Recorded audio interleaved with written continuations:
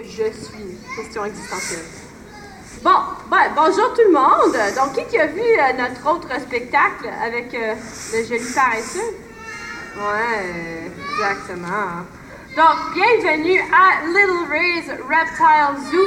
Donc, avant qu'on débute, juste un peu d'informations sur nous et notre mission. Donc, nous, en fait, on est un refuge d'animaux exotiques. On est le plus gros refuge de reptiles et d'animaux exotiques au Canada.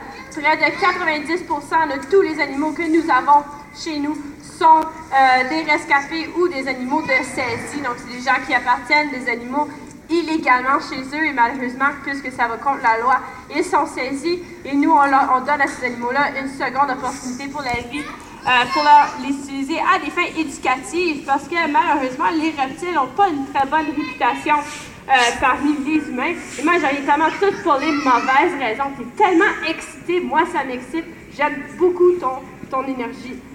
Ça me donne de l'énergie. Après 4 espressos aujourd'hui, l'énergie c'est bon. OK? Donc, tous les animaux que vous voyez aujourd'hui proviennent de maisons où soit ils n'étaient pas bien traités ou des animaux de saisie. Aucun de nos animaux ne proviennent de la nature. On ne suggère jamais de prendre des animaux de la nature. Les animaux qui proviennent de l'extérieur doivent rester dans leur habitat naturel pour aider à préserver la biodiversité de notre joli pays. Donc, pour ce spectacle ici, on va voir 4 animaux hyper spéciaux. 2 de ces animaux-là, donc vous avez la possibilité de voir ici même au Canada. 3 de ces animaux-là, en fait, sont des animaux indigènes que vous avez la chance de voir. Un de ces animaux-là, vous allez définitivement les voir dans vos poubelles. Indice. Et les autres animaux, vous allez les voir dans les cieux. Et donc, dont le premier, juste ici. Donc, son nom, c'est Max. Et quelle sorte d'oiseau est-ce que c'est, Max? Un hibou, exactement. Est-ce que quelqu'un sait quelle sorte d'hibou? Un grand-duc d'Amérique, exactement. Et il y a un autre mot qui court que j'ai entendu, c'est une chouette.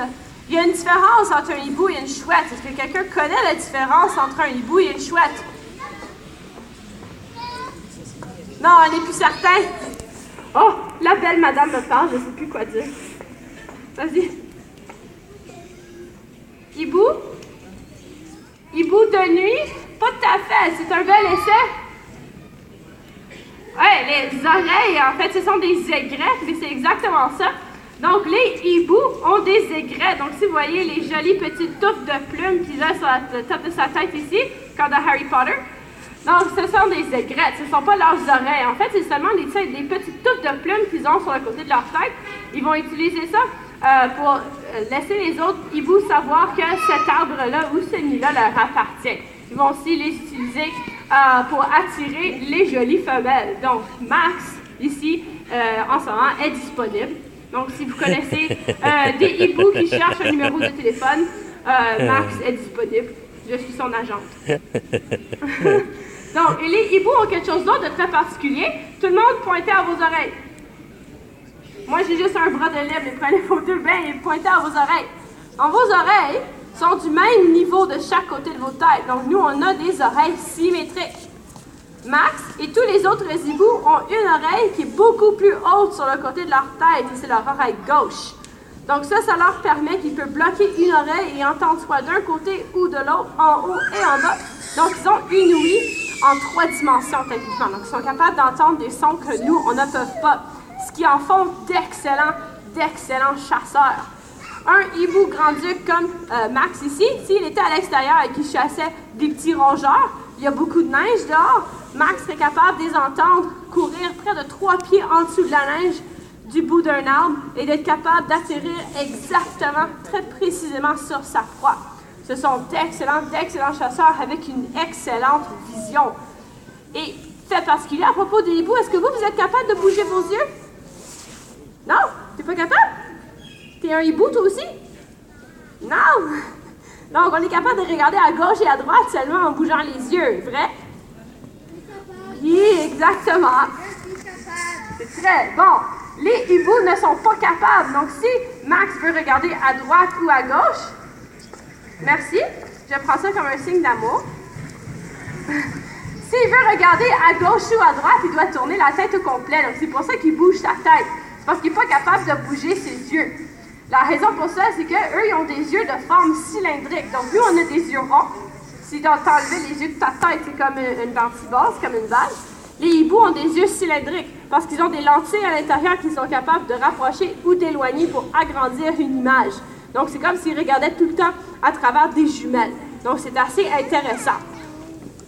Et combien vous pensez qu'il pèse, Max? 5 kilos. Combien vous pensez qu'il pèse? Les adultes, vous avez le droit de répondre aussi, hein? 10 livres. 20 livres? 5 livres, vous êtes plus proche. Donc, en fait, il est à peu près 3,5 à 4 livres. Donc, les oiseaux sont tout le temps beaucoup plus gros que qu'est-ce qu'ils pèsent. Il y a une excellente raison pour ça, c'est qu'en fait, les oiseaux ont les os creux. Donc, la prochaine fois que vous mangez du poulet, prenez un os et cassez-le en deux et vous allez remarquer que l'intérieur est vide. Les oiseaux ont un système respiratoire extrêmement développé. Ils ont des sacs d'air sur le côté de leur corps, comme des ballons. Et ces ballons-là, lorsqu'ils respirent, sont tout le temps remplis. Donc, ils sont beaucoup plus légers parce qu'ils sont remplis d'air. Donc, ils sont beaucoup plus légers. Donc, si vous voyez un gros aigle, une grosse pigargue à tête blanche, on dirait que ça peut peser jusqu'à comme 50, 60 livres. C'est gros. Mais en fait, votre chat pèse beaucoup plus qu'un aigle. Elle va peser à peu près jusqu'à 10 livres. En tout cas, mes chats, parce qu'ils sont fat, ils sont comme 20 livres. Ils sont pas très fat, mais je les aime. Donc, ils sont fat. OK? Donc, ici, on voit qu'il y a des grandes griffes. Hein? Donc, c'est pour ça qu'en fauconnerie, on utilise des gants. Donc, est-ce que ce serait smart que je prends, Max, et que je le mets sur ce bras ici, pas de gants? Non. Non, c'est pas très intelligent. Il me resterait plus de bras. Ils sont très forts. Leurs serres sont très puissantes parce qu'ils doivent être capables de sortir leur proie de la neige. Et c'est un hibou qu'on a ici au Québec et en Ontario. C'est très commun. Donc, si vous voyez un hibou, habituellement, ce sont des grands-ducs d'Amérique. Et quel son ça fait, un hibou? Ouais. C'est exactement ça que ça fait. Regarde, il pense que je lui ai parlé, là. Ouais, il entend. Il y a une femelle quelque part, merci. Je suis flattée. Donc, Max va retourner et on va se préparer à recevoir notre prochain ami. Max est particulier aussi parce que les hiboux n'ont aucun sens de l'odorat. Donc, il n'est pas capable de sentir. Donc, s'il trouvait un animal qui sent vraiment pas bon, lui, il serait capable de le manger. Quel animal qu'on sait qui sent vraiment pas bon? La moufette. Une moufette, ça pue, ça sent pas bon. Et parce que ça sent vraiment pas bon, ils n'ont presque pas de prédateurs naturels. Par contre, les grands-ducs d'Amérique, lui, il n'est pas capable de sentir. Il n'a aucun sens de l'odorat. Donc, est-ce que ça lui fait une différence que la moufette, elle sent bon ou pas bon? Non. Donc, c'est le seul prédateur naturel de Mary, juste ici. Donc, on peut dire bonjour, Mary. Mon Dieu, on est endormi cet après-midi, la tempête de neige, elle se fait sentir. Bonjour, Mary! Bonjour, Mary! Ah, c'est bien. Bonjour, Mary. Donc, Mary est